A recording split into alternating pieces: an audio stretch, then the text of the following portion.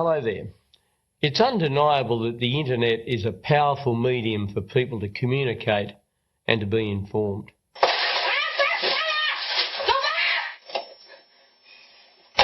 And for our part, the government has done a great deal to make information freely available online.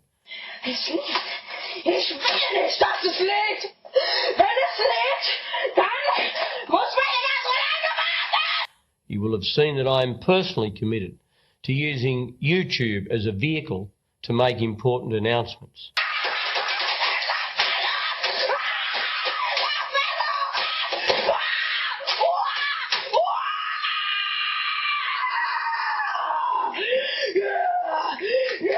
This is because I recognise that this medium is not some sort of gimmick.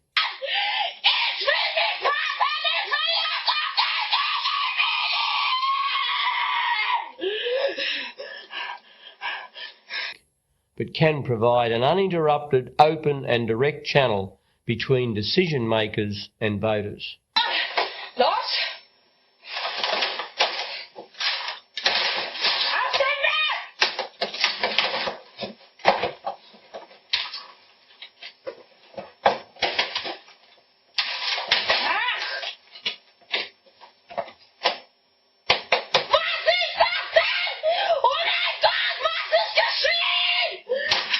I commend Google Australia and others who are forging exciting pathways through this medium, and I look forward to continuing our conversation on the Liberal Party website and my own YouTube channel.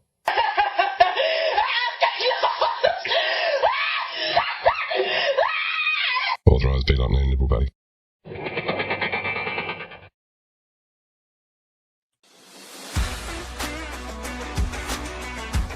Commanding the Narrative podcast, which I believe is the #1 podcast in the entire universe. If you could go through life in the Liberal Party without being expelled, you should be ashamed of yourself. We will decide who comes to this country and the circumstances in which they come. Socialists don't like ordinary people choosing, for they might not choose socialism. 120 years ago, our country had the world's highest per capita income. What the hell happened? The answer is mate, because I want to do you slowly. I want to do you slowly. Ah, we're coming for you, globalist! Ah, coming for you!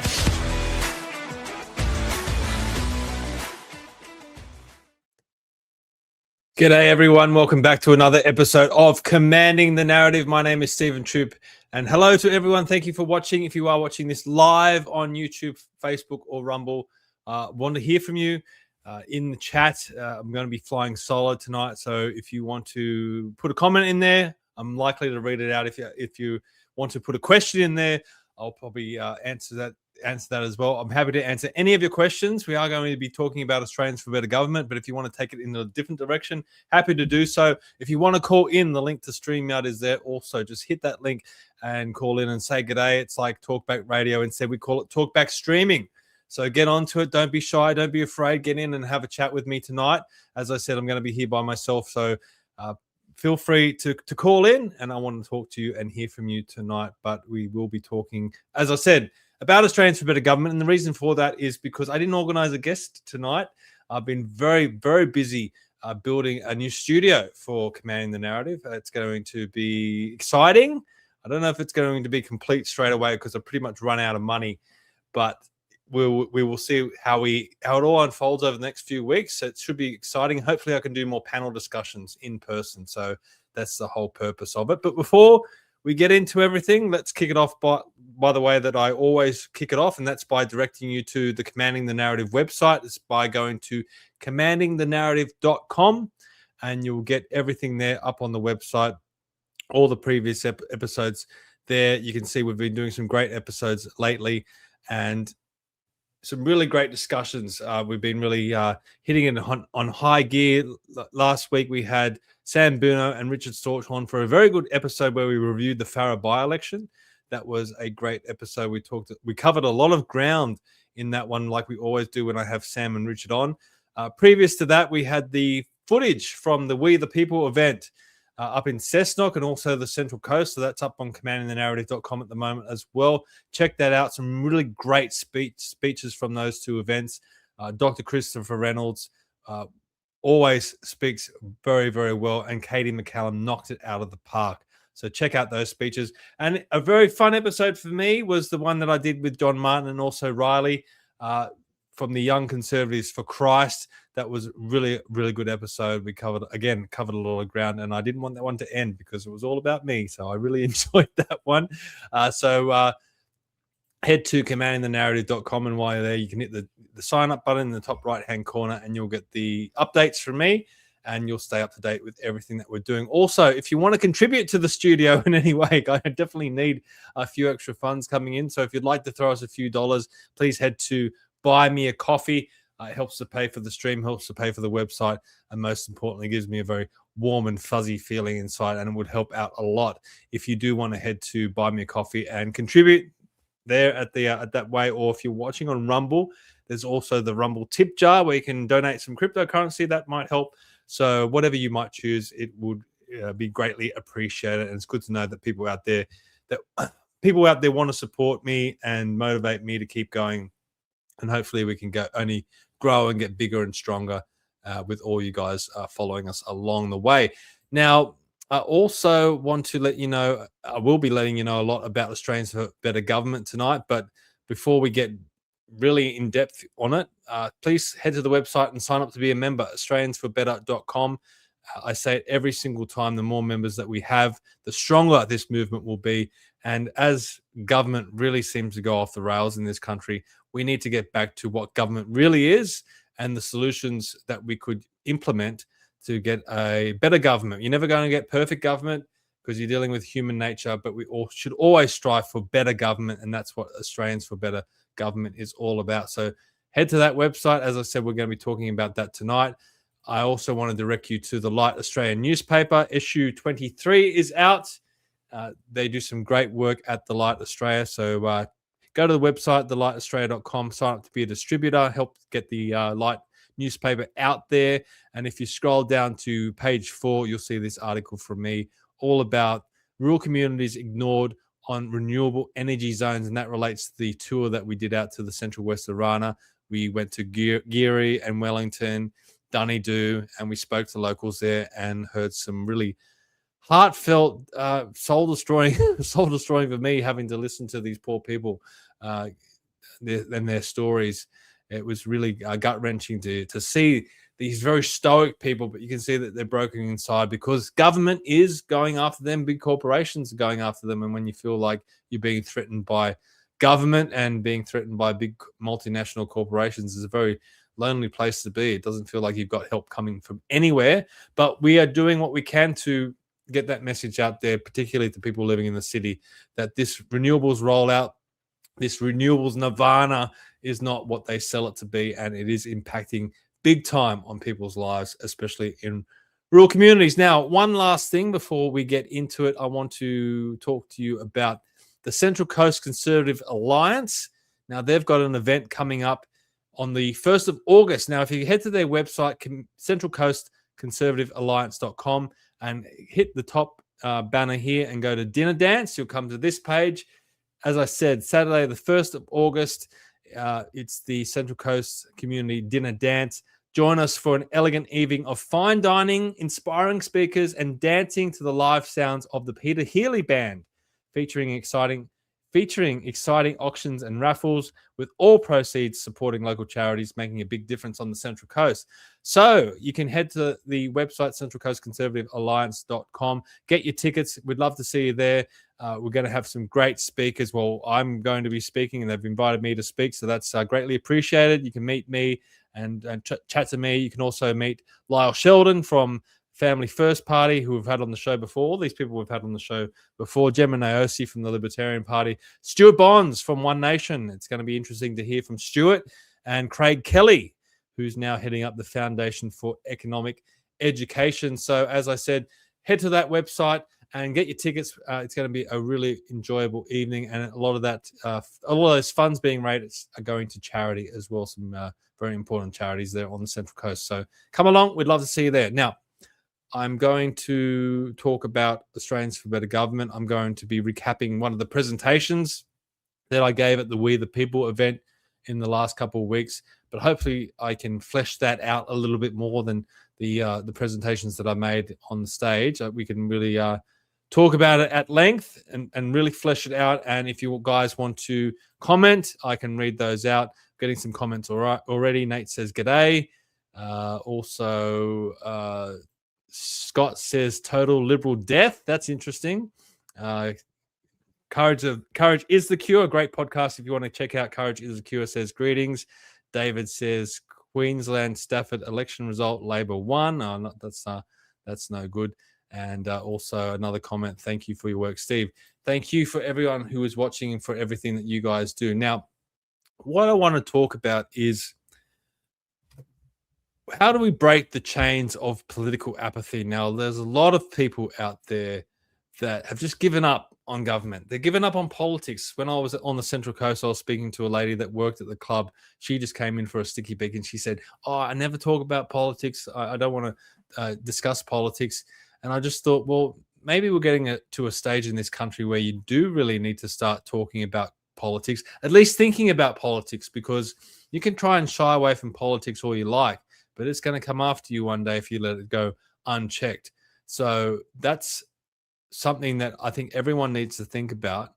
And as I go back to the original question, how do we break the chains of political apathy? I think a lot of the people that watch this podcast, they've already broken those chains. Those chains weren't there to begin with. They've always been politically minded, but there are people out there that are not. So the other question is, why should we want a better government? Like, why should we be interested in government? And that's one of the things that I'll hopefully be fleshing out. Now, I want to take you back to the 2025 federal election, where Anthony Albanese won. We're getting some other comments from Nate. Yes, the ALP won, but they lost 10% in their first preference. Well, I think the Labor Party is going to see a decline, just like the Liberals have seen. It's just that it's going to come a little bit later for the ALP. So I wouldn't be crowing if you're in Labor at the moment. So back to 2025 when they were crowing and they were celebrating a big result. I just want to go to a couple of the electorates. Now, if we head to the electorate of McMahon, which is where I was campaigning for Matthew Kamanzuli, it's in the western parts of Sydney. It's Chris Bowen's seat, believe it or not. Now, what I want you to take notice of is the turnout figures here, 90.8% turnout. So that means about 10% of the electorate didn't even turn out to vote. So keep that in mind when I tell you that they also had an informal vote of 10.6%. So that's 20% of the electorate of McMahon, 1 in 5 voters who don't even cast a formal vote. Either they don't turn up or they cast an informal vote. That's a huge proportion of our population that has completely disconnected themselves from the voting scene. Now, another electorate that I want to take you to is neighbouring electorate to McMahon, and that's the electorate of Werriwa. So let's put that one in. I'll bring it up right now, because if you thought McMahon was bad, Werriwa was even worse, believe it or not. So where is Werriwa? There it is. So if we check on the details for Werriwa, they had a little bit better, not much, 89.9% turnout. So again, 10% of the electorate is not turning up to vote. But the informal vote, 17.3%. That's over 25%, almost 30% of the people living in Werriwa did not cast a formal vote. Now, you might make the argument that it's a multicultural area. Maybe some people don't speak English as a first language. Maybe they don't understand the voting system. Maybe they don't care. Maybe they don't know how to vote. That's all possibilities, but that also goes into the argument. People need to be politically aware and they need to break the chains of apathy. So I'm going to go into the presentation that I did, and it's a combined presentation because I did have two uniquely distinctive speeches, one at the Central Coast, one in Cessnock. I've combined them a little bit. So first thing I want you to do is head to the Australians for Better Government website, and you can see all our proposals up there. And as I said, you can sign up to be a member as well, which I think is very important, because when we come to putting pressure on some of these politicians to start implementing some of our proposals, the biggest question they're going to have is, how many members do you have? So the more members that we have, the stronger that our movement will be. Now, why should we want a better government? I think it's a good question. Why? What is important about government that we should want? I think a lot of people out there, they want government out of their lives. They want to be left alone. They want to run their own lives. They want to be individuals. But to be able to do that, you need government out of your way. And for government to be out of the way, you need a good government, a government that's not going to impose themselves upon you, a government that keeps government small. This bureaucracy that we've got at the moment has is completely overblown and out of control. And the Albanese government is even talking about increasing the numbers of parliamentarians, expanding the Senate and expanding the House of Representatives. So we're going to have even more politicians, where we should have less politicians, in my view. So again, why should we want better government? Now, let's have a look. What are some of the reasons why we should want a better government? Now, the benefits of good government. Now, I think the results of bad government is clear. You only have to study the last millennia, the 20th century, to see the examples of bad government and bad government systems. It led to world wars. It's led to a lot of death. Led to starvation. Led to a lot of upheaval. Millions upon millions of people died due to bad government.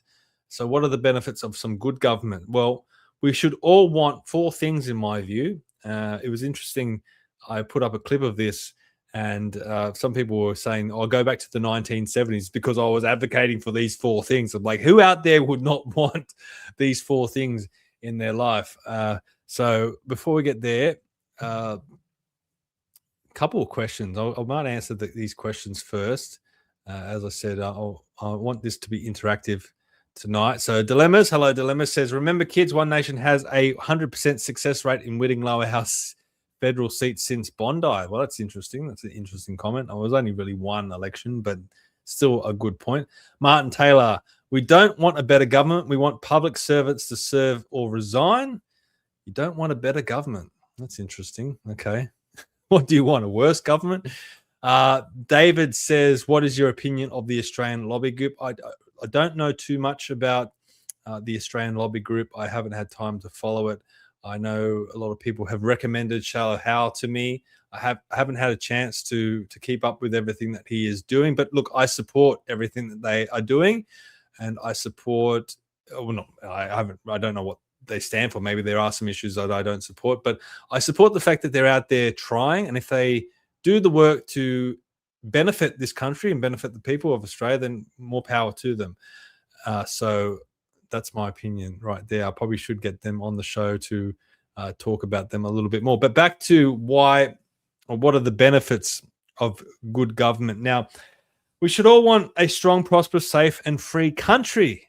Australia has so much potential. I mean, we have squandered our potential. And Barnaby Joyce was talking about this just the other day. He was talking about the comparison between Australia and Singapore. Singapore, such a small island, doesn't have the resources that we have, but they have a strong economy and good living standards.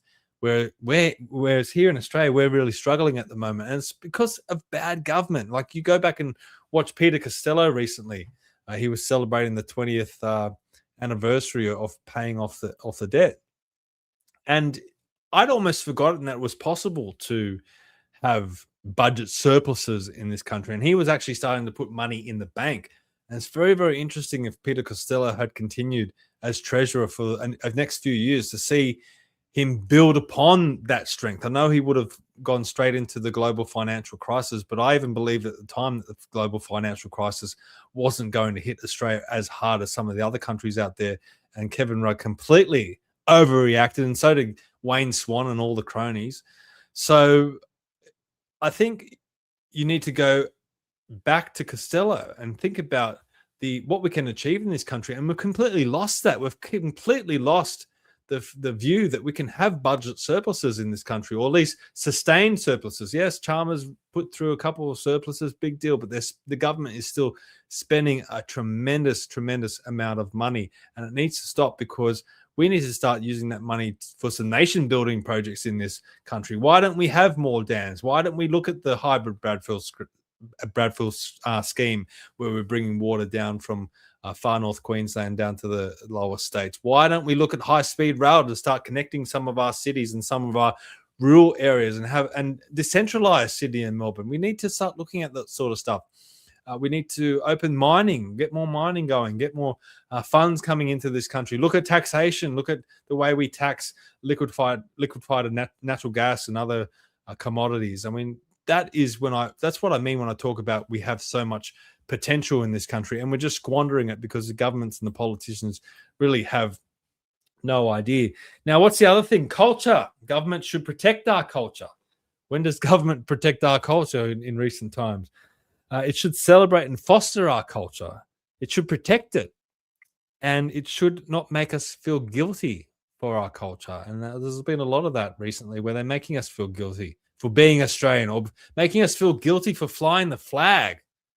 I mean, what is that? Like, do we not support our country? Do we not support the achievements that we have made as a country? Do we not support the achievements that everyday Australians make every day when they get up at 5 a.m. to go to work? Some people travel long distances or spend a lot of hours away from home and spend a lot of hours away from family. That's all contributing to the nation, and we need to celebrate that. And that all goes to the flag. It's a symbol of Australia. It's a symbol of Australian people. We shouldn't be guilty of that. We shouldn't feel guilty of that. We should celebrate the great achievements that we have made as a country. A few more comments. Dilemma says we just need government out of our lives and out of our pockets. Yes, that is correct. Graham, hello, Graham. Barnaby made some good points. Yes, he definitely has a new lease on life since he has defected to One Nation. Dilemma says Singapore also actually enforce their laws, whether you agree with them or not. David says, to be fair, the debt paid off by privatizing infrastructure, not great. Well, sometimes you have to do it in some sort of way. I mean, nothing's perfect, as I said. No, there's no perfect government. Graham says a surplus budget is easy when they rely on increasing taxes. Yeah, well, we want to reduce taxes, and that was something that Peter Costello was doing. Now, back to some of the other points of why we should want, or what are some of the benefits of good government. Individuals, and this is, I guess, talking about some of the things that are in the chat. Good government should protect the individual. Now, we're not seeing that at the moment. We're seeing digital ID, and we're seeing misinformation and disinformation legislation and censorship. It's all about squashing the individual. We want to support the individual. We want to protect individual freedoms, thoughts, and expressions. And individuals should be given the opportunities to succeed. Well, if we're getting taxed so much, what opportunities do we have to succeed? What opportunities do we have to get ahead? Government just keeps spending more and more money, and we're just getting taxed more and more. They're now targeting the capital gains tax and negative gearing. They're saying that it's for intergenerational theft, to address intergenerational theft. Well, how's that going to help young people who want to maybe invest in the property market? They're never going to have that option because they're going to get slugged with such high capital gains tax, which is completely abhorrent in my view. When property investors or property owners take the risk of owning property, take on the risk of tenants. It's not always perfect having a tenant. Sometimes you get tenants that trash your joint or refuse to pay rent or whatever it is. Those investors are taking on that risk. And if they make some money out of it, government shouldn't have their greedy hands in it, in my opinion. A few more comments from Graham. Anti-culture is a theme across the Western world. Look at the events in England last weekend, for example. John Kelly, don't they have a duty of care for all Australians? They need to be accountable for their actions. I agree. We need more accountability in government, which I will get to in a little bit. Now, the last point and the most important point of some of the benefits of better government, that is families. Now, government should encourage and protect families. We want strong, prosperous, safe, and free families. I don't see why not. I don't see why that is controversial. We want a strong country that we can leave behind for our children and grandchildren. Now, I want to pose the question for everyone watching. When we think about better government, what is government? At the end of the day, what is it really? I want to just give you a couple of moments to think about that, because I don't think people ask this question enough. What is it? And what it really is it's just words on a piece of paper at the end of the day. Our constitution, legislation, any law is just words on a piece of paper. Now, it is enforced by the police, it's enforced by the military. So there is that threat there if you step outside the bounds of what is being implemented. But we have seen revolutions in other countries. I mean, it is possible, peaceful revolutions, which they had in India, or even forceful revolutions, which we've seen in Russia. We don't want to see any revolution here in Australia, but we definitely need a revolution in thinking. We need to start thinking about our government and our government structure, and whether it's adequate and whether it's working for us. And we can change it. It is possible to change it, provided that we get enough support from people. So a few more more comments coming in. Scott says, don't forget they're spending our money completely retarded stuff.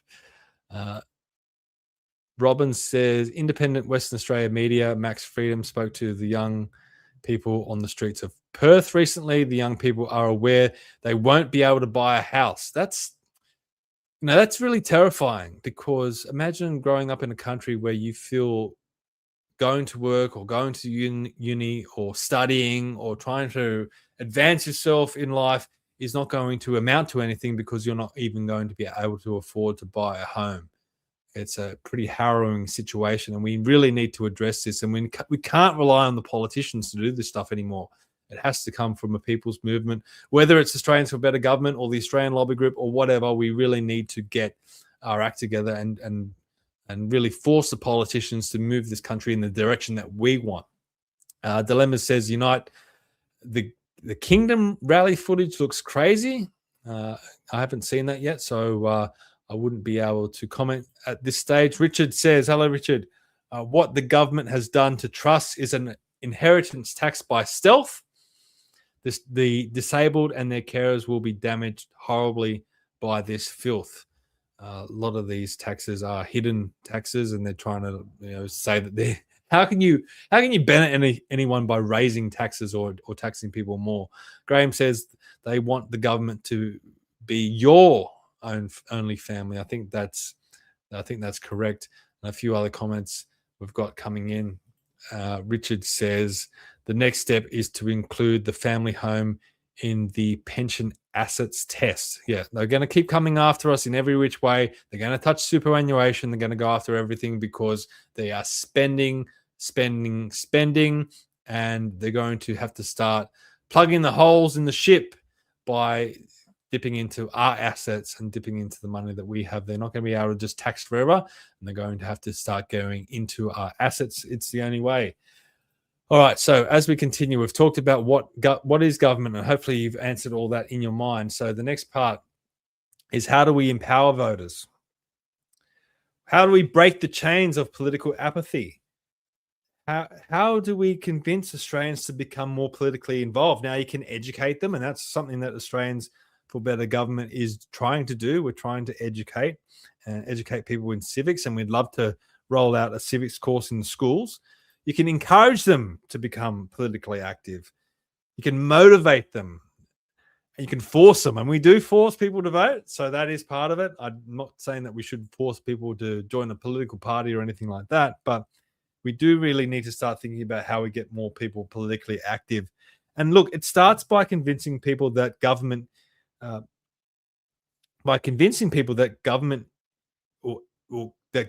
can adequately represent them. It can, if it is working effectively. Currently, it's not.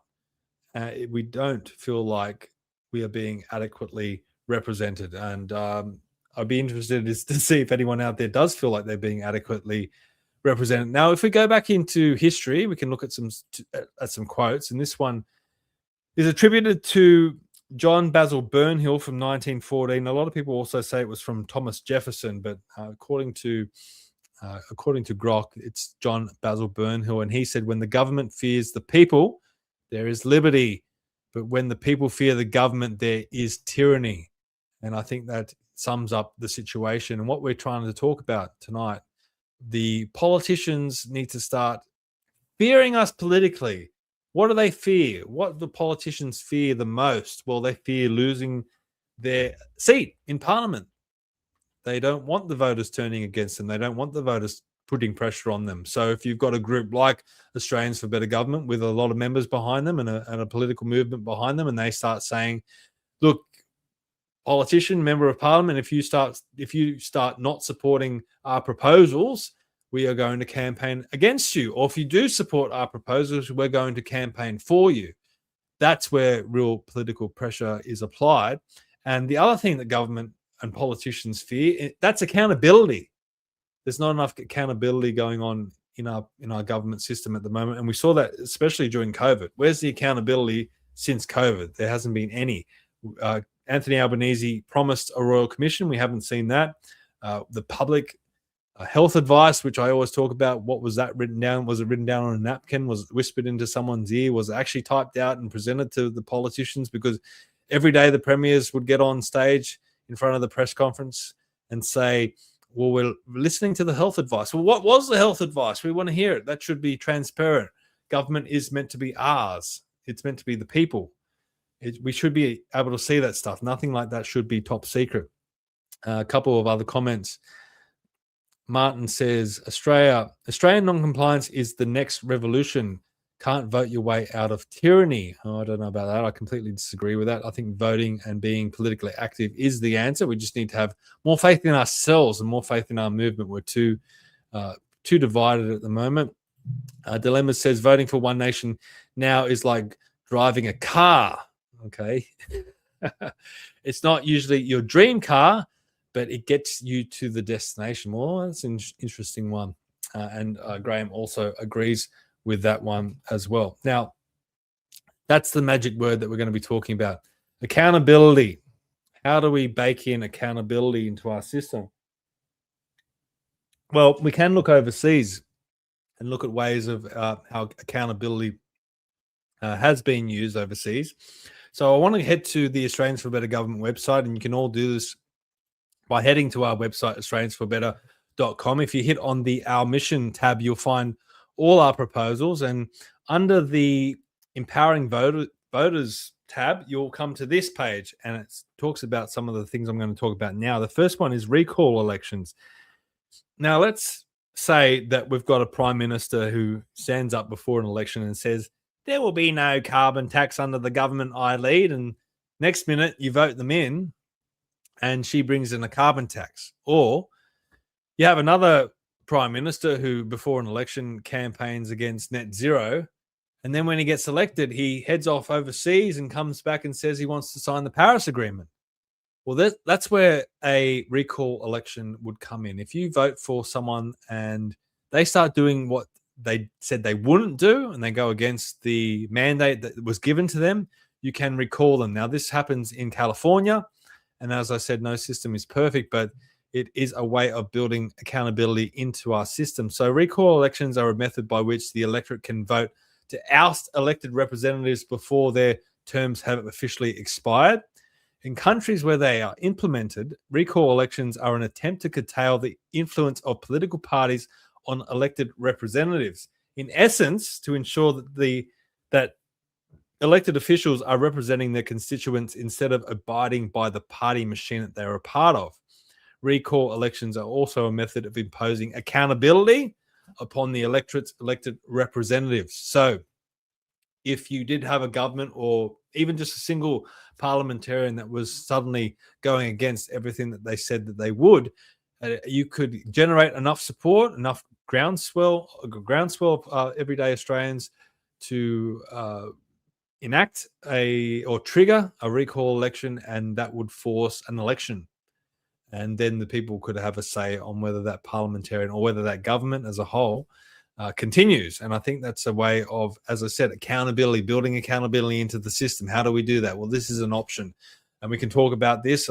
People might have better ideas or better solutions, but we need to start having that discussion. How do we start getting accountability in our system? Now, Martin says, Stephen, articulate how voting is the solution under a two-party preferred system. Mate, you got to vote for the right people. What's the answer? Not vote? I mean, that makes no sense at all. What do you think is going to happen if you don't vote? What do you think is going to happen? The people that you want, the people that you don't want are going to get elected. The people that you want are not going to get elected. I mean, it makes no sense. So you definitely have to vote. You definitely have to put forward good candidates. And you can point to the Farah by-election when One Nation got elected, unprecedented in this country. You can look at UK, where Reform UK are starting to do very, very well. They're starting to pick up seats. Now, there's hope there. There's hope that these parties can do everything that they say that they will do. But we have to hold them accountable as well. We can't just vote them in and then just say, okay, go for your lives, guys. Good luck. No, we have to hold their feet to the fire as well, because unfortunately, when these politicians get into parliament, they become corrupted by even just the very nature of being in parliament. They love being in there. They love all the attention upon them, and they love the lobbyists swirling around them all day and taking them out to lunch and giving them little freebies and stuff like that. So we have to force them to remember that they're representing us, and that comes through accountability. And not voting is just, I mean, it's just makes no sense to me, absolutely at all. David says ScoMo and Barnaby really stuffed us on net zero. I think that's right. A couple other comments here. Nate says, I always laugh when people say they don't vote and then complain about the way the country is being run. Good point. I agree completely. Scott says the two-party preferred system is a lie that Liberal and Labor push. Look, mate, I disagree, because no system's perfect. And if you look at the UK, where they have first past the post, it gave them Keir Starmer. Now, that's because Reform UK were around, took a lot of the votes off the Conservative Party, but not enough votes to get elected. So it gave Labor a free path, and the Conservatives got smashed because their vote was completely splintered by Reform UK. Now, if you had a preferential voting system, that outcome wouldn't have been as much of a landslide as it was. Now, I think Labor still would have won, but it would have been a lot closer. So again, no system's perfect, but I don't think you can just point all your arrows at the preferential system. I do like optional preferential voting. I think that's probably the better system. That's the system that we have here in New South Wales. A lot of other states have that system as well. I think that's the optimal system. But again, no system is ever going to be perfect. David says, does the king have powers to dissolve government? Well, we saw that with Whitlam, where the government could not achieve supply, and the Governor General Kerr dissolved the Parliament. So under certain circumstances, yes, that the Governor General does have the power to dissolve government. And you can go back and watch the podcast that I did with Dr. Christopher Reynolds, where we really went into that in detail. A few other comments here. I won't be able to read these out because they look very, very long. Another comment, how do we move forward in organising a re-election? Well, we'd have to get recall elections put through first, and that's what we talk about at Australians for Better Government. If you support us by becoming a member and grow our movement, then the stronger that we will be to start putting pressure on the politicians to start implementing some of our proposals. Stephen Tripp sitting here in his little room, being president of Australians for Better Government, is not going to be enough to do it on our own. We need people behind us, and we need the support of the Australian people. So we need you to start spreading the word, start talking about this stuff, start talking to your work colleagues, start talking to your friends and family about this sort of stuff, proposing these ideas to them, see how they react. They might not react well. They may need a little bit more convincing, but we need to start doing that. We need to start having the discussion about this sort of stuff. And that's how a groundswell movement starts, and that's how it evolves. Robin says accountability is key. I agree. It would seem that the voters are unable to demand accountability, especially with corporate media operating as they do. How do we push for accountability? Well, this was something that was getting discussed in American podcasts. Cenk Uygur actually was having a discussion with Sean Ryan recently on their podcast, on the Sean Ryan podcast. And Cenk Uygur was talking about how mainstream in America, mainstream media is basically dead. And the free market of ideas, which now is podcasters, are really taking over. The amount of views, the amount of eyeballs that people are putting on American podcasts is swamping the mainstream media in America. And look, it's harder here in Australia because we, as podcasters here in Australia, have to compete with the American market.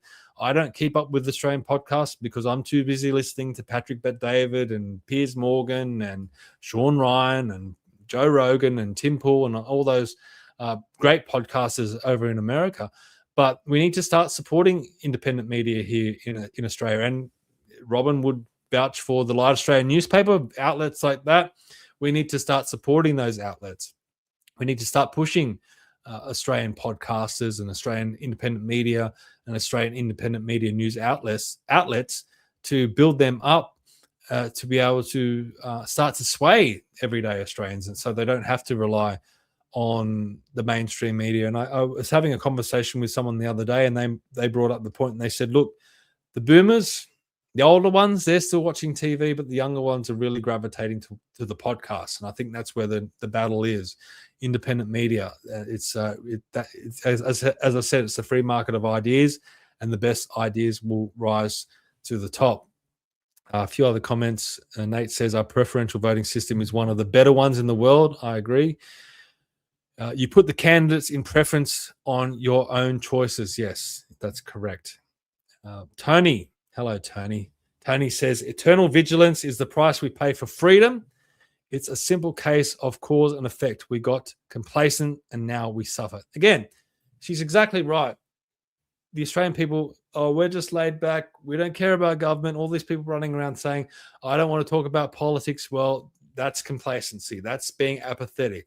We need to start talking about this stuff. We need to get our house back in order because the politicians are pushing this country into a communist country.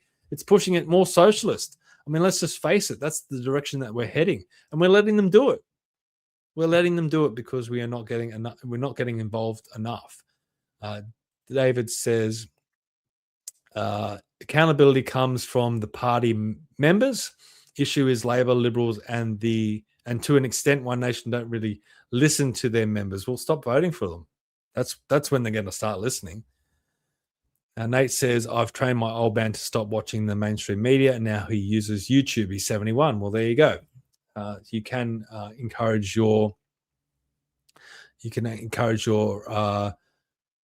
family even to move away from mainstream media. And Scott says, check out other fellow travelers stream of Consciousness Tuesday at 8 p.m. There you go. Another Australian podcast out there that you can follow and share and support as well. We encourage you all to celebrate and support independent media here in Australia, or at least to check them out and see how they fare. Now, the next one I want to talk about is citizens-initiated referenda or binding plebiscites.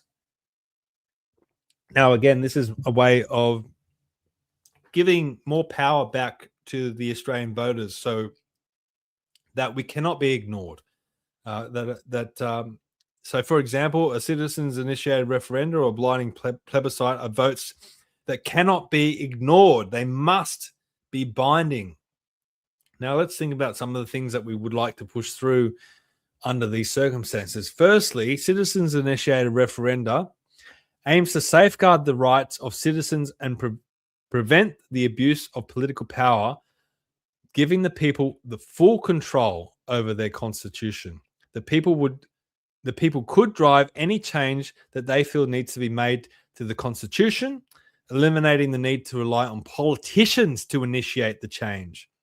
And CIR would also exist in the states and apply to state constitutions. I think that's very important because in a big way, the state governments need more reform than the federal governments. State constitutions can be changed by legislation. So it's far more dangerous than the federal government. The federal constitution needs to go to a referendum just to change one word. But the state constitutions, as long as the parliamentarians have enough numbers in the House to change it, they can do it. And we saw that during COVID. We saw why they used the state premiers to push through a lot of this stuff, because they could basically get away with whatever they wanted, really.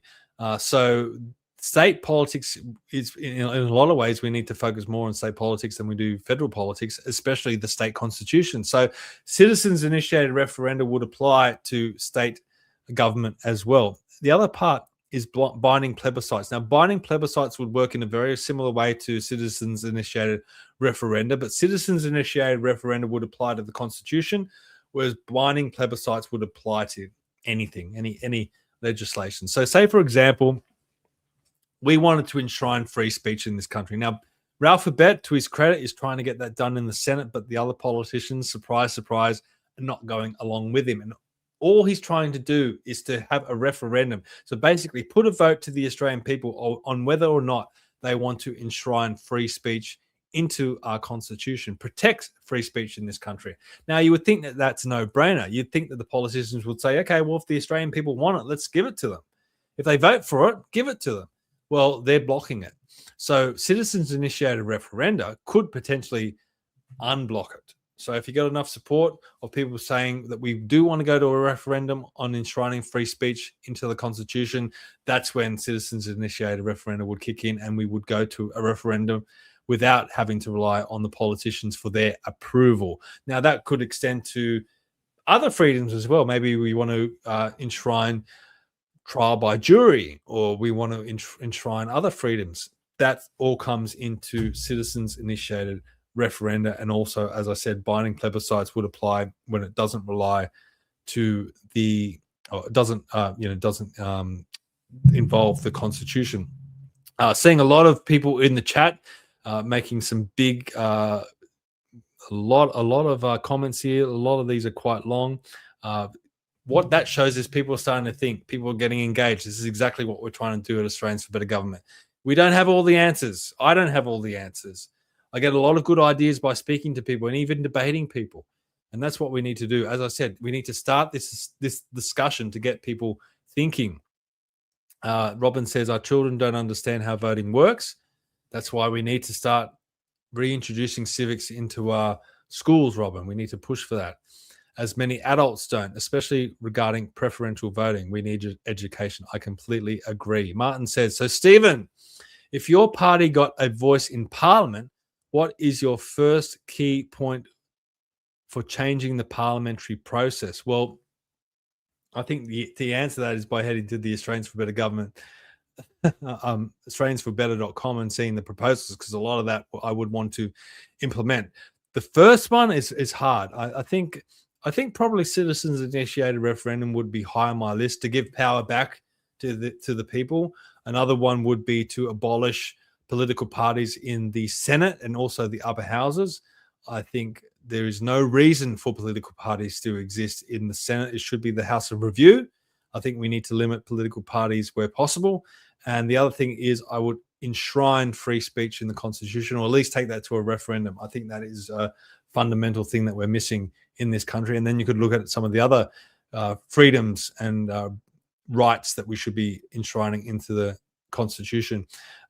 Mark says CIR would have helped us repeal the Gillard government Sex Discrimination Act, which was passed with bipartisan support and has led to cancelling girls and women. So there's another example. Good one, Mark. Robin says people don't understand why state elections are more important than federal, especially the next federal election. So yeah, keep the comments going, because this is all great stuff. Now, one thing that was mentioned by John Ruddick of the Libertarian Party when he spoke at our event in Sydney last year was citizens-initiated veto. Now, this is a little bit different than citizens-initiated referendum. Basically, what this is about is repealing legislation. So citizens-initiated veto would allow for another movement, a people's movement, to rise up, get enough support to go to a vote where we then repeal legislation. So, for example, if the government was to introduce a central bank digital currency and the Australian people said, whoa, we don't want that. We didn't ask for that. We don't want that at all. That's when citizens initiated veto would kick in. If that vote was successful, then that legislation would be vetoed and it would be struck out. Same thing for digital ID. If enough people said we don't want digital ID in this country, you could have citizens initiate a veto and that would be gone. If the disinformation legislation had passed, this is another example of something that we could repeal. The one thing I want to talk about is the Snowy Hydro 2. We're seeing it blow out I mean, it was predicted to be $2 billion by Malcolm Turnbull when it was announced. Now it's up to $42 billion. And people say, why don't they just cancel it? Well, they can't cancel it because it's a giant battery. And why do they need that? The whole net zero rollout relies on battery technology, and they don't have the battery technology, not enough adequate battery technology to facilitate the rollout of net zero. So they need to rely on the Snowy Hydro 2, which means they will never cancel the Snowy Hydro 2, despite the fact that the costs are blowing out further and further and further, and it's just snowballing. Who knows where we're going to get to? We're at $42 billion now. It could end up at any figure. So citizens-initiated veto would kick in then, and if enough people said, we need to get rid of the Snowy Hydro 2, that's where that would come in. Tony says, ABG isn't a party, it's an advocacy group. That's correct. We are not a political party. So if you are part of another political party or support another political party, you can freely join Australians for Better Government and support our movement. We hope that some of the stuff that we're talking to appeals to everyone across the political spectrum. There may be some Labor people out there that are nodding their heads and going, yes, I agree. Well, then you're free to join us. You don't have to be a member of any particular political party to be part of Australians for Better Government. Robin says, is it possible to harvest the energy from politicians' rhetoric to power Australia? I think you'd probably only need one of them to power the whole country if that was possible.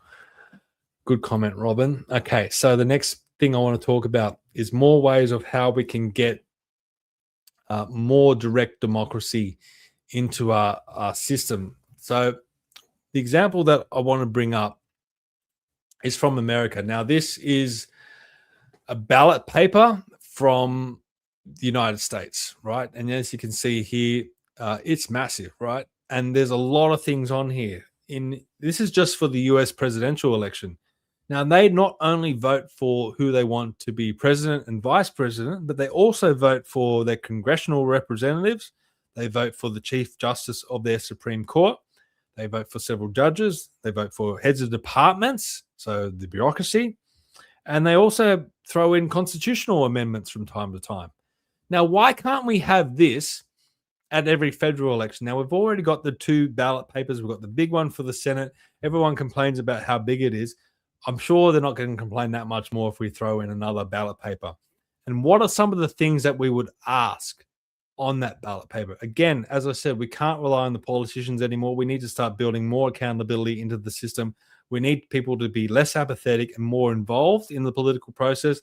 This is a way of doing it. So one of the questions that could potentially be on a ballot at every federal election is, what is the adequate level of immigration? So I've put the poll. Apparently you can do a poll. Now, there it is. There's a poll up at the moment. I don't know if everyone can see it. I'm hoping it works, but I've asked the question, what level of net migration should Australia accept in 2026? First response is 0. Some people don't want any immigration at all. Next figure is 100,000. Third figure is 250,000. And the last option is open borders, let in as many people as you want. So that poll is up at the moment if anyone wants to vote. Don't ask me how it works. Hopefully it does work. Hopefully it does work on YouTube. It's going through StreamYard, so it should go through to all the platforms. If you don't see the poll, you can put it in the comments, just like Scott's put. He's put -5 million would be nice. Well, okay, that's an option. He wants to see deportations. But when do we ever when are we ever asked what the adequate level of immigration is? The politicians just keep driving more and more immigration, and you can see this from this chart here. It's been increasing and increasing every single year, and it hasn't stopped. And when have the Australian people ever been given the option of whether or not they want to pause immigration or stop immigration, reduce immigration, or even increase immigration? They never asked. So that could be on the ballot paper. What is the adequate level of immigration? The next thing that could be on the ballot paper that we could ask the Australian people is whether or not we want to be part to international treaties. Now, governments are signing international treaties all the time without the consent of the Australian people. They're also signing up to international bodies like the United Nations, I mean, we're represented at the World Economic Forum. We're part of the World Health Organization. Are we happy with that? Are we happy with that as Australian people? Now, people out there may think that it's sensible to be part of the United Nations. That's fair enough, but let's go to a vote. Let's prove that. Let's prove that the Australian people want to be part of these groups. Do we want to be part of the United Nations? Let's put it to a vote. And let's put it to a vote at every federal election, every 3 years. I mean, it's not that hard. You have to go into the polling booth anyway. So let's get people to start thinking about this stuff. Let's start thinking about free trade agreements. Should we be part of free trade agreements? This is the sort of stuff that should be put to the Australian people. State of emergencies. We saw this during COVID. State governments could take away our freedoms under the guise of public health orders and state of emergencies. When did the people of each state cede the power to these governments and their premiers to take away their freedoms? We didn't. We weren't asked. Never were we asked. It just happened. So that's one of the things that we could also put to the people. Before I get to the next one, a couple more comments. Dilemma says, if you wanted to be a prime minister that isn't forgotten like most of our previous ones, a free speech referendum would be the go. But nope, we got the voice. Yeah, well, I think you're right. A big referendum on free speech would be very, very interesting, and hopefully the Australian people would support that, and we could enshrine it into our constitution. Mark's there. Hello, Mark. That's because the government needs more people to pay for their growing debt. I think that's right, Mark, because they are addicted to spending. I agree completely. And Mark also says exit the global think tanks and focus on bringing our country back. Martin says the poll is politically worded, lacks relevance to birth rate and local demand on our mineral energy public services. How fast do we need to grow? Okay, fair enough. Good point, maybe. I don't know. Taxation. Let's talk about taxation. Now, when have we ever been asked on where we want our tax money to go? I mean, we get this when we get our notice of assessment, this little chart here that shows where all our taxation money is going. This is one I pulled off the internet. Obviously, I can't talk tonight for some reason. Obviously, this is someone that pays very low tax. They're only paying $12,000 a year. I wish that was the case. And we're paying a lot more tax than this, and a lot more of our money is going to some of these areas. You can see welfare is at the top there, followed by health, defense, education, general public services, and so on. And I put this question to the people that were in attendance at the People events on the Central Coast and Cessnock. And I asked them the question, who would be happy for their money to go to the health department? And a lot of people would put their hands up. They were quite comfortable with us spending money on health, which I think is fair. A lot of people supported defense. They were quite happy with their taxation dollars going to defense. People supported education. They wanted their money there. When it came to welfare, they were a bit umming and ahhing. They weren't so sure. And when I posed the question whether our tax dollars should be going to foreign aid, everyone said, no, we don't want that. So this is the point. When do we ever get asked where our taxation money is going? And maybe that should be put to a vote. Maybe you should get an option when you go to a federal election to allocate where your taxation money goes, or even every time you do a tax return, you should have the option of allocating where your taxation money goes. Now, this is something that needs to get fleshed out more, because apparently this has been tried in other countries and it has been tried unsuccessfully. So we need to look at why it was unsuccessful, and we need to see if there's any way that we can maybe tweak it, make it better, make it work. And that's something that Australians for Better Government plan to do as we move forward. Now, the last question that I would like to pose to the Australian people at election time relates to government spending. Now, the government is spending way too much. You can see there on the chart there is going absolutely out of control. It just keeps going up and up and up. And the Australian people should set an adequate debt ceiling. Now, that should be put to a vote. We should be setting the debt ceiling. We should be saying, this is the adequate level of spending. And if you exceed that debt ceiling, well, then what happens? A double dissolution is triggered automatically straight away. If that debt ceiling goes above what the Australian people set, bang, double dissolution. What does that do? That builds accountability into the system. Again, what do politicians fear? They fear losing their seat. So if they're going to start recklessly spending and disobey the directions of the Australian people when it comes to spending, then they would have to go to an election and defend the reasons why they were spending so much. So again, we're building accountability into our system. So hopefully that is some ideas for you guys to think about on ways that we can build more accountability into our system, ways that we can break the chains of apathy for people out there so they can feel more empowered in the political process, and they can start to really think about the direction that this country is to go in. And again, I ask the original question that I always ask: what is government? What is it really? I mean, it is we the people. We set the direction of government. We have the power to influence the direction of our country. And if we don't believe that, then what are you going to do? Like, are you just going to give up? Are you going to just not vote?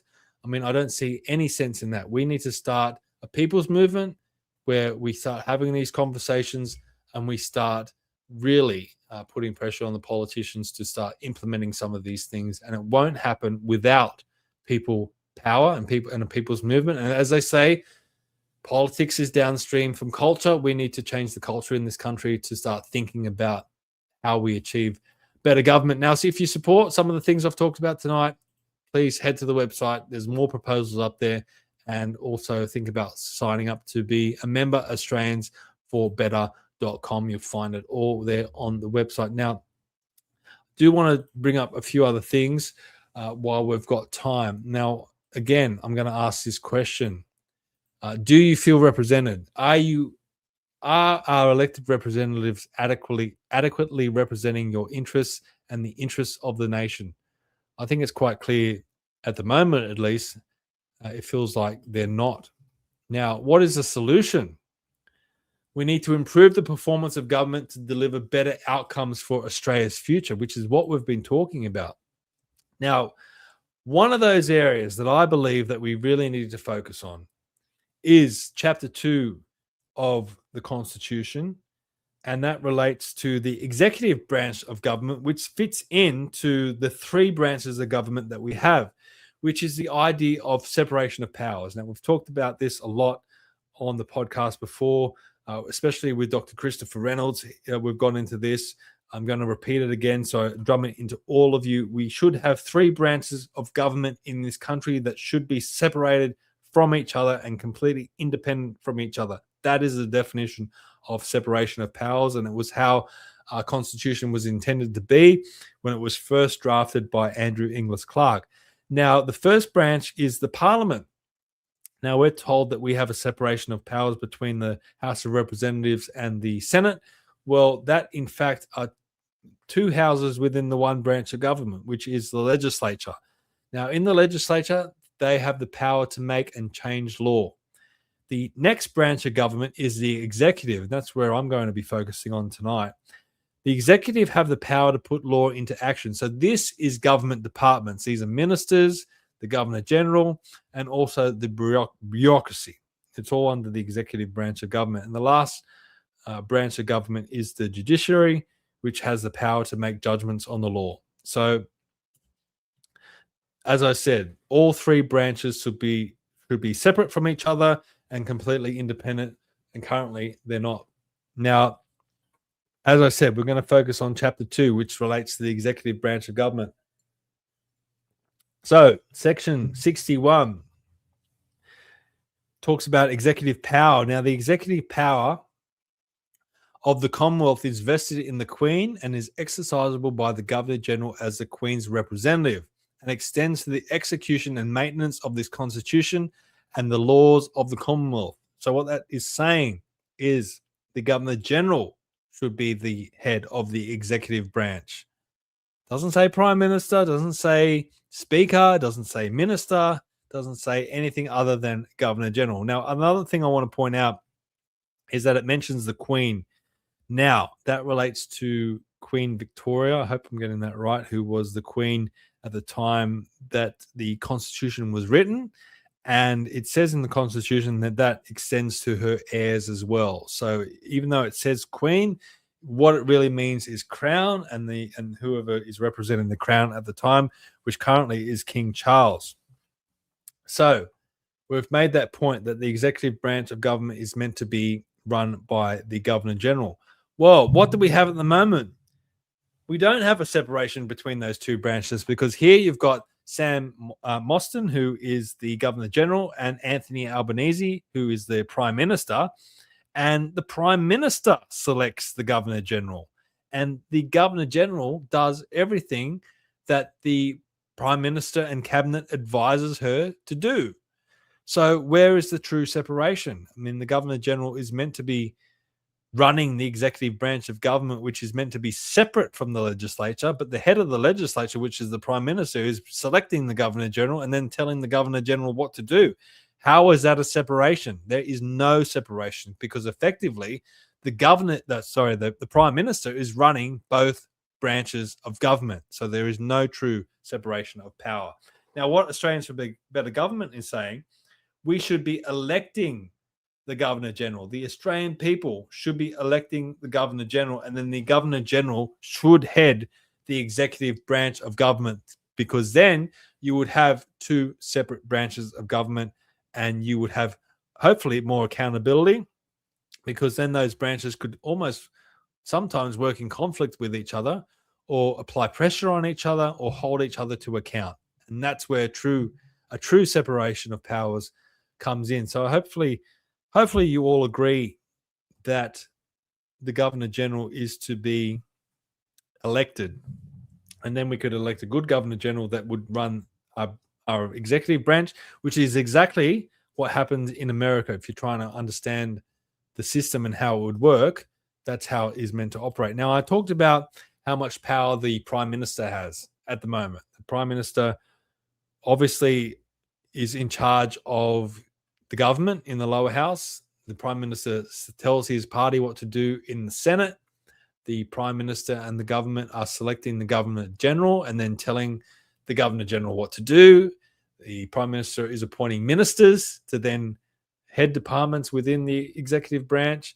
And sometimes the government even selects judges to the court. So this Prime Minister, whoever it is, whether it's Anthony Albanese or former Prime Ministers, have all this power. But how many times is the office of Prime Minister mentioned in the Constitution? And the answer is zero. The Prime Minister is not mentioned in our Constitution. The role of Prime Minister, not mentioned. So how do we get to a situation where all these people that have been Prime Minister in the past have had all this power in the country, when the office of Prime Minister is not mentioned? Now, people out there may say, look, it's sensible to have a Prime Minister. We should have a Prime Minister. Well, then let's put that in the Constitution. If we want to be a serious country, then we should have a serious Constitution. And the role of Prime Minister should be clearly defined. And that should be in the Constitution. So again, if we want to be a serious country, let's have a serious Constitution. Let's define the role of Prime Minister, and let's define the powers the Prime Minister should have. And hopefully let's separate the branches of government effectively, because when you read the Constitution, this is the amount of times that the Governor General is mentioned. So the Prime Minister is not mentioned, but the Governor General is mentioned. And these are the sections of the Constitution where the Governor General is mentioned. 1, 2, 3, 4, 5, 6, 7, 8, 9. 10. I could keep counting. I think it goes beyond 30. So what this says to me is that the Governor General probably should have more power than anyone in the government, if you read the Constitution, how it was intended. So this is some of the stuff that we really need to start thinking about. Because we need to be a serious country. We have so much potential in this country, but we need to have a serious system of government. We can't just have this stuff out there willy-nilly, or we're doing things by convention or unwritten rules or the Westminster Convention, whatever that is, or wherever that's written. We're meant to have it all in the Constitution. The Constitution really should be the playbook, And the analogy I use is a football analogy. It's like having two teams in football, and you have the referee in the center who represents the constitution, and the football teams are basically the political parties, and they're saying, well, look, we know the referee's on the ground, but we know how to play the game better than the referee, so we're not going to listen to the referee. We're just going to play the game that we think should be played. And all the people in the stands, that represents the Australian people, they're just sitting there watching, eating their meat pie and drinking their beer, going, oh, look, let's just watch them rip each other's heads off. Who cares if they're following the rules or not? That's the system that we have right now, unfortunately, and we need to tighten that stuff up, because we do overall have a good system in the country. I'm not saying our system of government is bad, but we definitely need to make it better. A few comments. Graham says the Governor-General has become a toothless feline. I agree, and that's what we're talking about. The Governor-General has not been effective for decades. Well, the Governor-General has never been effective because of these inadequacies in our separation of powers. A few other comments. Martin says, this is my point, Stephen. Wasted taxation on government ideology is the driver for increased immigration to deliver on party spending, not focusing on Australia's needs first. Okay, Martin says the Australian Constitution is currently controlled by the government of the day. Fraud barrister from New South Wales, prestigious group of independent barristers located in Sydney. Well, look, the Australian people have the control over the Constitution. If the federal Constitution is to be changed, it has to go to referendum. The state constitutions are another kettle of fish. The state constitutions, as I said before, can be changed by legislation. Now, back to the Prime Minister. How do we get more accountability on the Prime Minister? Well, as I said, we need to define the role of Prime Minister in the Constitution, because we can have a situation like we had with this guy. Now, you might remember him, Scott Morrison, the 30th Prime Minister of Australia, during COVID, appointed himself to the ministries of Health, Finance, Treasury, Home Affairs, Industry, Science, Energy and Resources. And he was thinking about appointing himself to Agriculture, Water and the Environment. So what's to stop the Prime Minister from appointing themselves to every ministry and then becoming a dictator, completely running the government by himself? There's no mechanism to stop him from doing that. Now, the Albanese government did pass legislation that would announce it. If Morrison was to do this again, or if Albanese was to do this and appoint himself to a ministry, it wouldn't be in secret like it was under Morrison. It would have to be disclosed. That was the legislation that the Albanese government put through, but that doesn't stop the Prime Minister from doing it.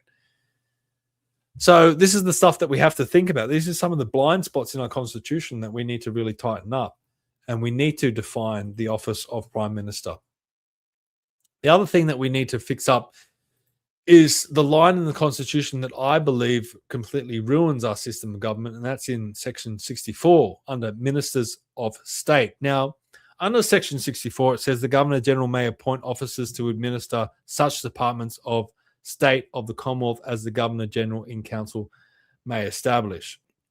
So what that's saying is that the Governor-General is meant to select ministers, the ministers that head departments. Now, the Minister for Climate Change, the Minister for Finance, the Minister for Health, they're all meant to be selected by the Governor-General. So the situation as it is now, the Prime Minister actually recommends ministers to the Governor-General, and the Governor-General just follows the Prime Minister's lead. So again, we don't really have a separation of powers. Now, the line under that, this is the line that completely wrecks the system. It's the ministers to sit in Parliament line. I've talked about this endlessly. You've probably heard me talk about this before. What the line says is that after the first general election, no minister of state shall hold office for a longer period than 3 months unless he is or becomes a senator or a member of the House of Representatives. So what that means is that ministers have to be selected from the Senate or the House of Representatives. So you have a situation where you now have to select a climate change and energy minister. And instead of going into the energy sector and selecting someone with industry experience and someone that actually knows how to operate an energy system that is adequate, the Governor General can't do that anymore. He has to look to the Parliament and pick out the suboptimal lot of union hacks and former political staffers that mostly make up our Parliament.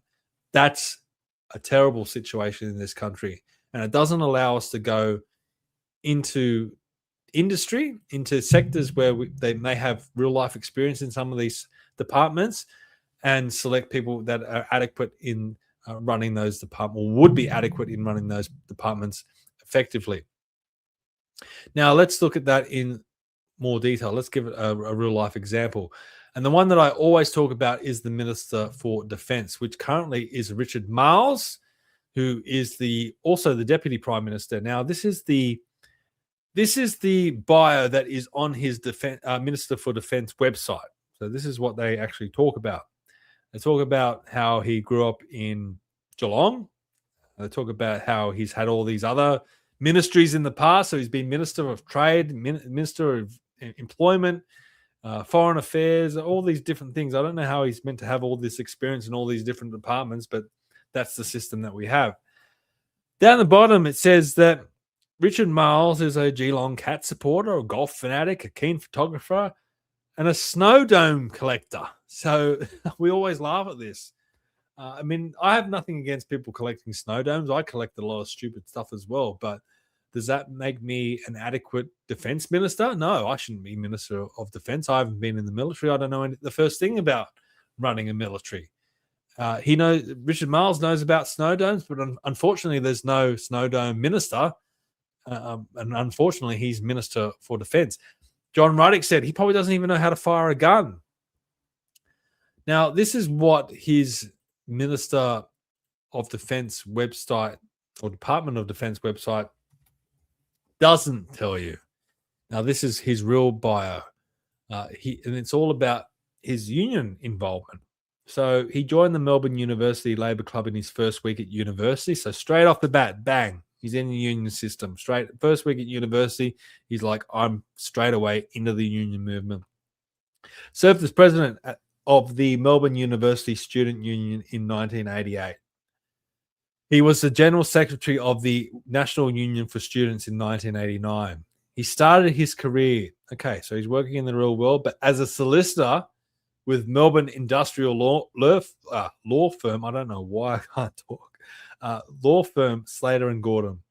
So yes, he's working as a solicitor, but he's working within the industrial union movement. In 1994, he became legal officer for the Transport Workers Union and was elected then National Assistant Secretary 4 years later. In 2000, he joined Australia's peak national union body, the Australian Council of Trade Unions, as Assistant Secretary, remaining in that position until he was elected in 2007.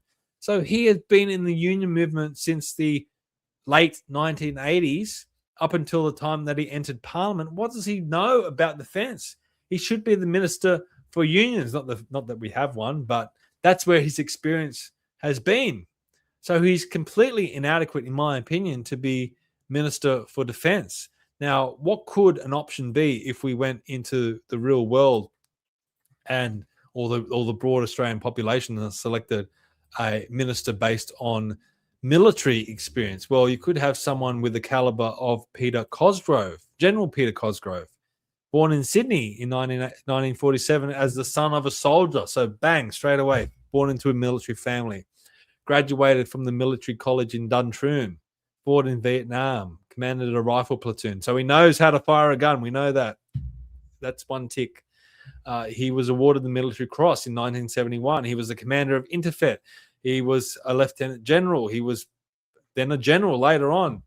And he was chief of the Defence Force from 2002 to 2005. So this guy, Peter Cosgrove, a little bit older, probably a lot older, probably not up to being a minister, but this is an example of someone that could be a minister. Now, there might be younger people out there that could fill that role that are in the military, that could be defence minister, that could have real life military experience and understand the what's needed to run the Department of Defense. This is the type of caliber we could have in our ministry if we were to delete that minister to sit in Parliament line in our constitution. So I'm going to pose the question to all of you watching and listening. Who do you think would be the better Minister for Defence, Richard Marles or General Peter Cosgrove? I think it should be up to the Australian people on what that option should be, and I hope that people would select the real world industry experience over than the politicians any day of the week.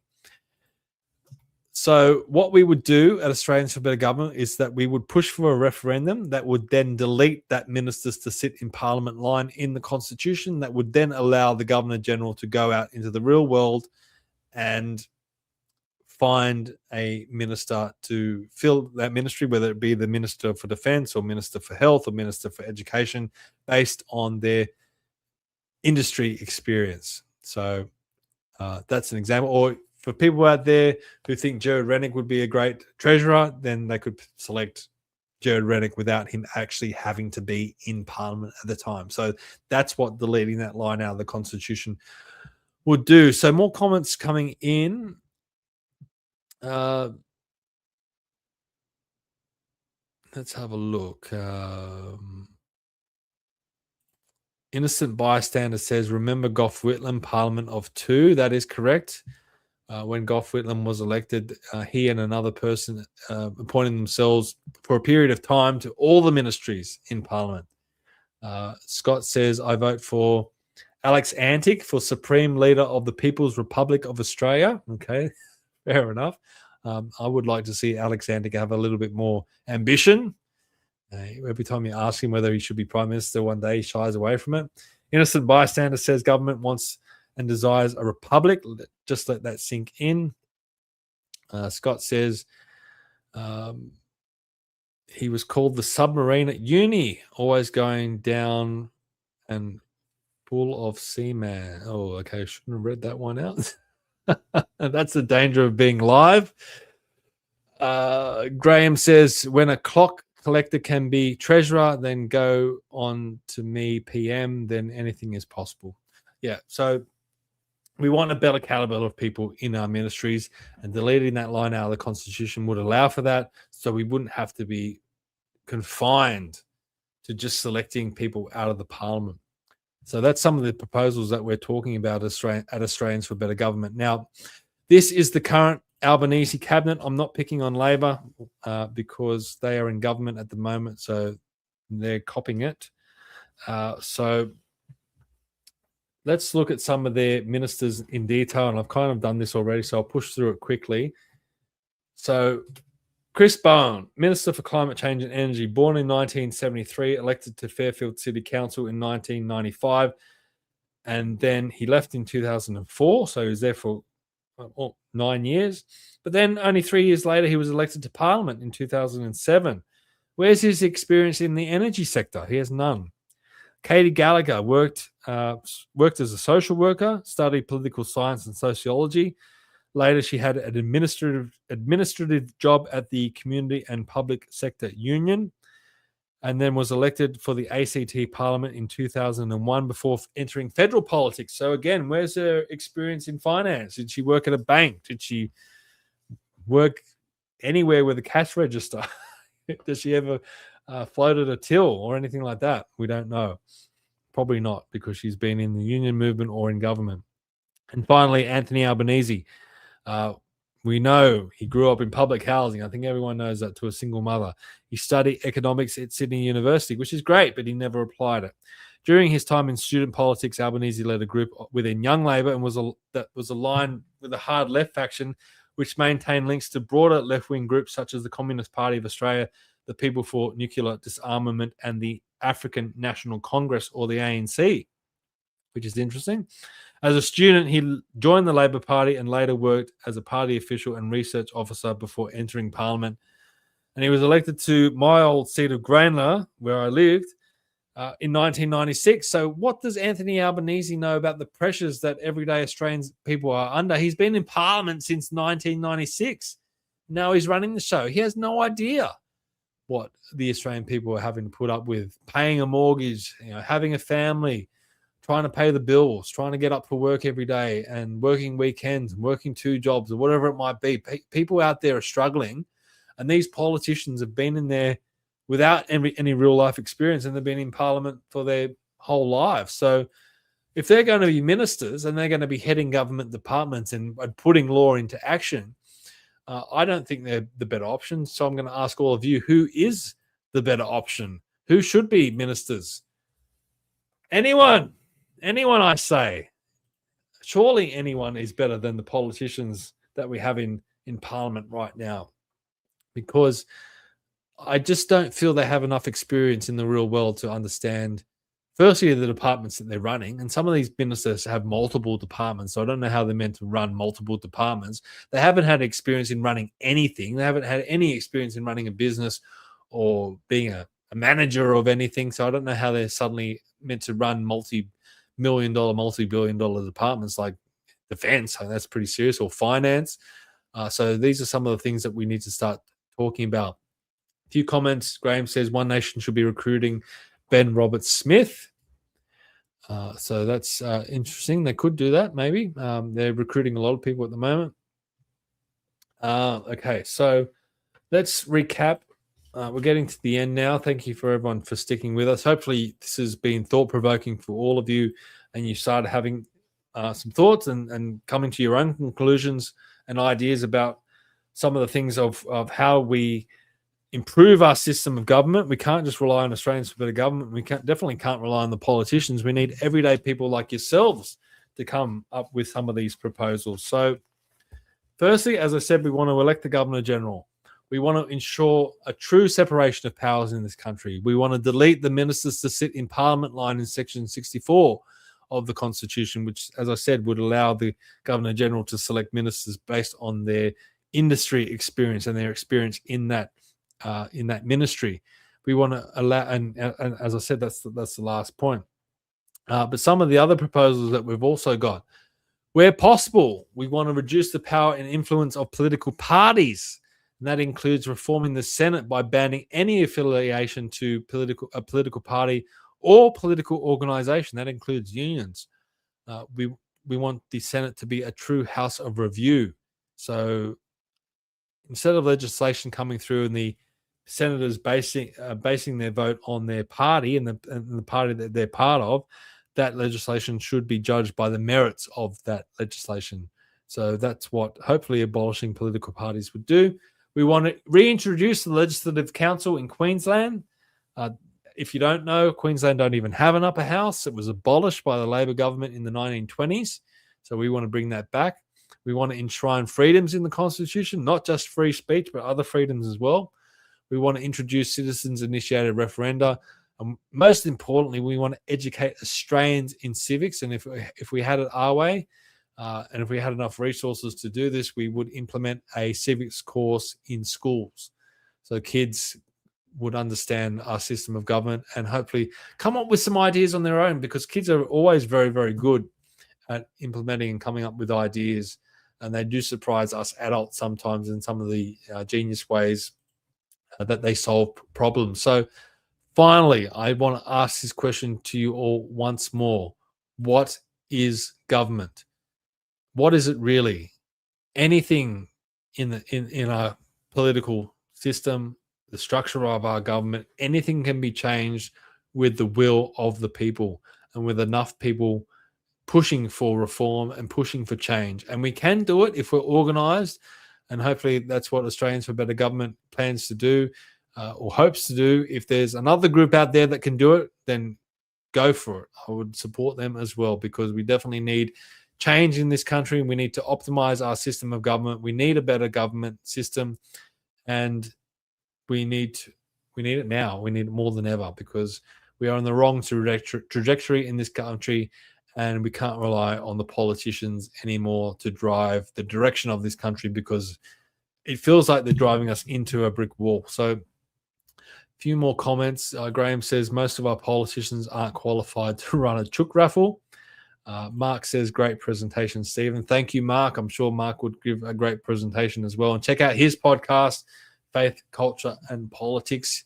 As I said before, we need to support Australian independent media, and Mark Neugebauer is fantastic with his podcast, and he's always very well researched. Just like Robin of Courage of the Cure, or Courage is the Cure, I encourage you to follow Courage is the Cure as well. Again, another platform out there doing some good stuff, so check them out and support them if you can. Robin says we could have after school club for civics. Yes, why not? Let's do it.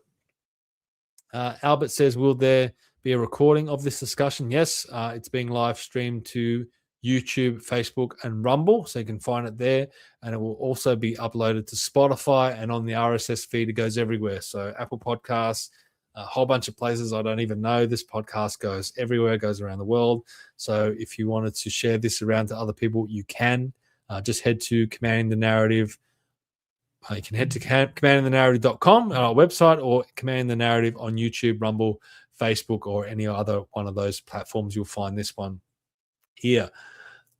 Martin says, maybe our mums could do a better job. They raised big families, fed and clothed them quite successfully. Yeah, mums are great leaders, and they are really the glue that holds our fabric, the fabric of society together. Yeah, there we go. Another comment from Robin. She says, I'm a mum. There are lots of mums who care.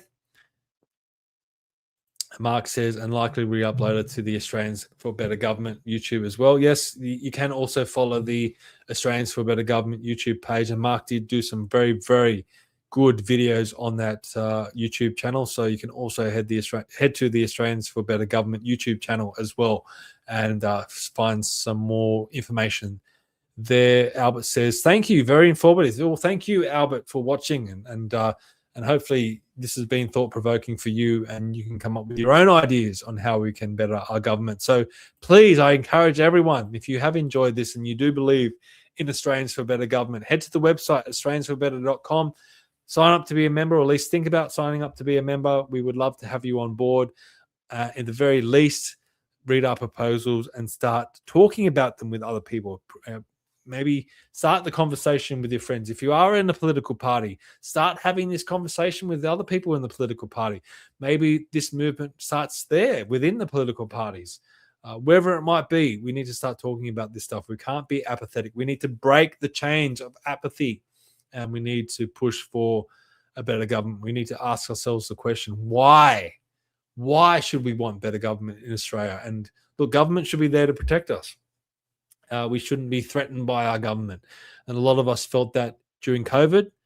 A lot of us have felt that since. And we should never, ever feel threatened by government. We should feel protected by government. Government should be working for us. And that's what better government is all about. So to wrap up tonight, I'm going to move away from Australians for Better Government. I thought it might be fun to do a little bit of word association, because I did this on a podcast with Young Conservatives for Christ, John and Riley, a few weeks ago. It was a lot of fun doing word association with them. So I've just put it into Grok to come up with 10 things, and I'm going to finish off the podcast by doing some word association. So I don't know what my answers will be, but let's just wing it. So the first one is China. China.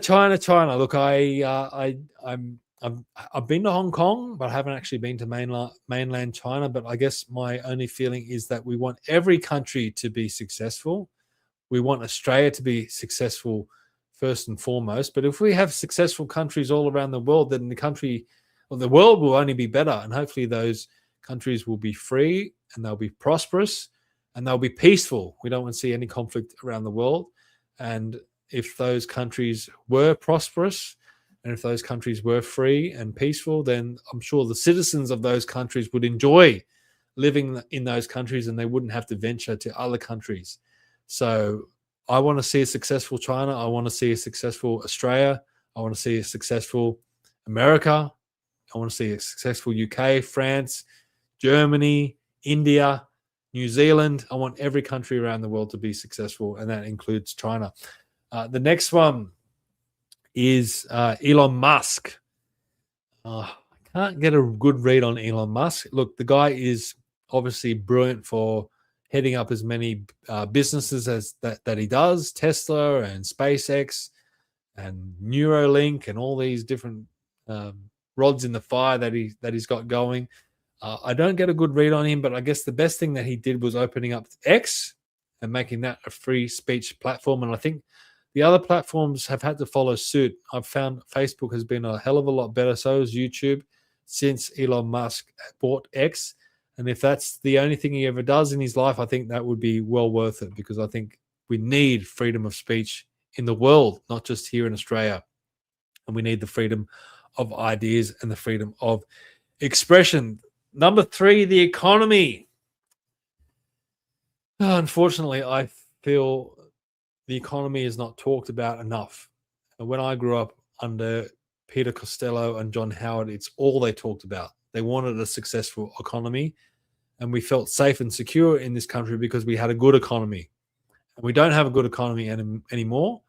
And I think we're slowly beginning to realize that. We're slowly beginning to wake up to the fact that we have a really big problem in this country when it comes to the economy. And I really feel as though we are heading towards a brick wall. We're going to crash into a brick wall, and the decades of fortuitous economic standing that we've had in this country is about to come to an end, and we are really going to start struggling. And I hope it doesn't work out that way, because we shouldn't be in that position with all the resources and natural wealth that we have, but we just don't have a good government at the wheel, whether they be Labor or Liberal. The Liberals were pretty hopeless when they were in power as well.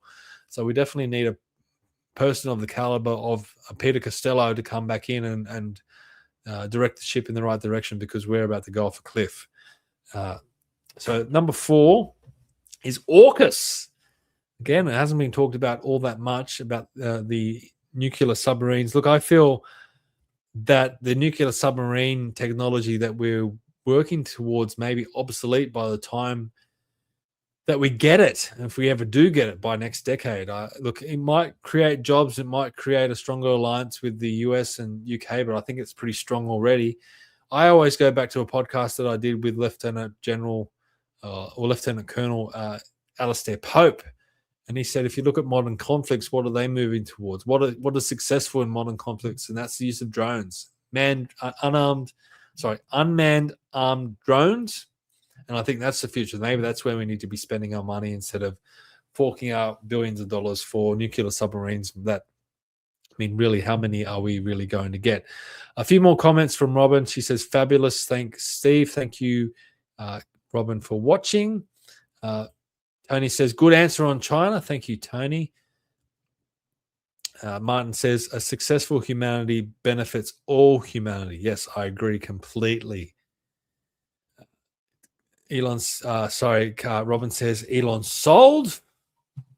She also says, economy debt and AUKUS manipulation. So, yes, I do want to hear your answers as well as we continue along with a few more word association. The next one is Peter Costello. Yes, I watched Peter Costello being interviewed by Peter Credlin only a few weeks ago, and I was surprised that I'd forgotten that we were capable of having sustained budget surpluses in this country. We were capable of having a balanced budget.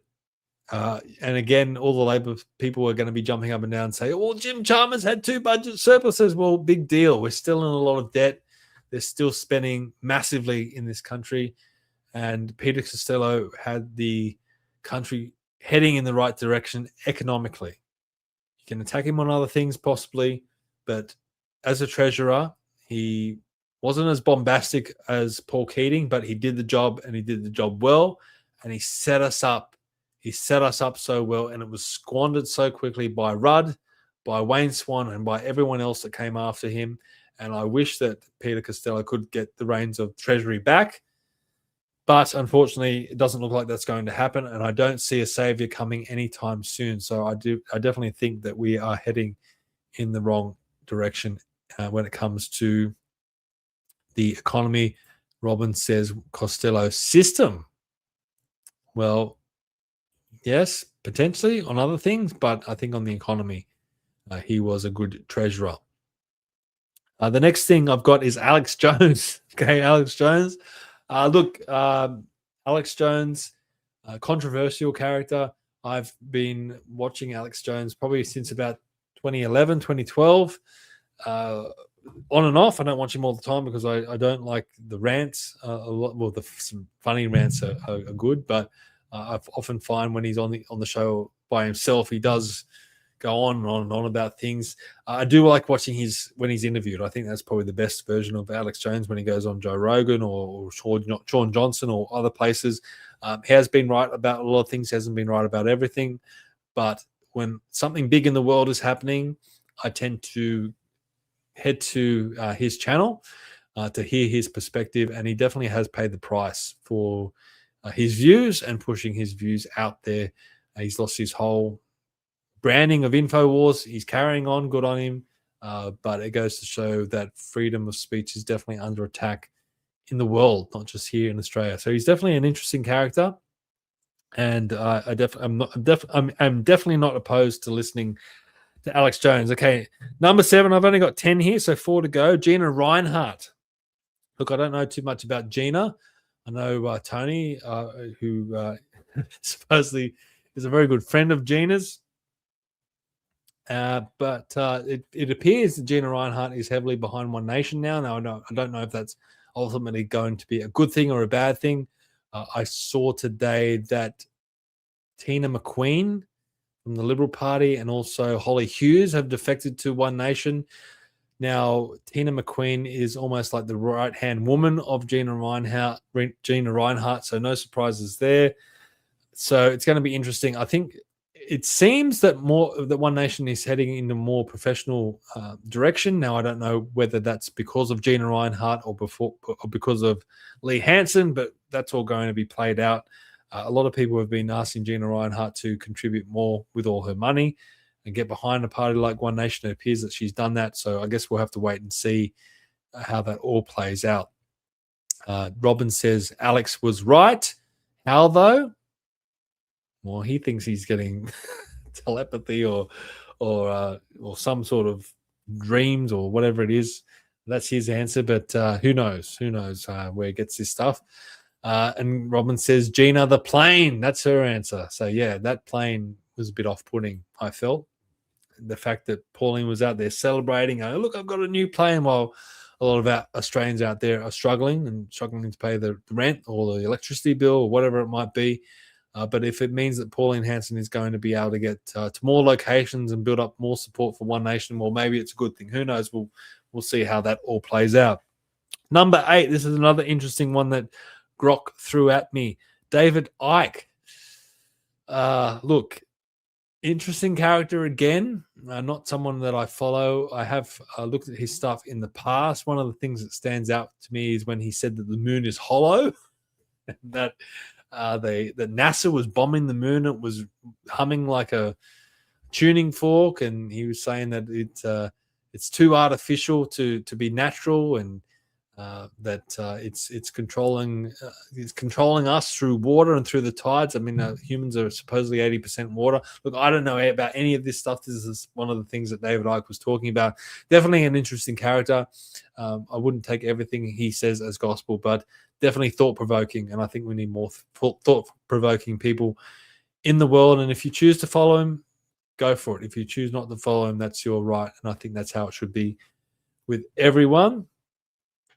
Number 9, Clive Palmer. I haven't really followed Clive. I really hope Clive gets out of the way because I don't really understand what Clive is hoping to achieve. I really don't understand the parody of Patriots or the trumpet of Patriots. I call them the parody of Patriots because it was just a joke. I don't think the people running for that party were a joke, but I think the whole concept was what Clive Palmer really needed to do. He needed to go back to 2022 and he needed to build branches after the 2022 federal election when the UAP actually had some momentum and they had some great people behind them. I met a lot of great people in the United Australia Party and they were wasted because Clive Palmer just packed up his ball and went away and then came back 6 months before the federal election with the trumpet of Patriots. He should have kept United Australia Party going. He should have built those branches and let those people that represented the UAP to build that party. And I think they would have built something important, a good movement in this country. They should have at least been given the opportunity to do so. So that's my opinion of Clive Palmer. And last one, Tony Abbott.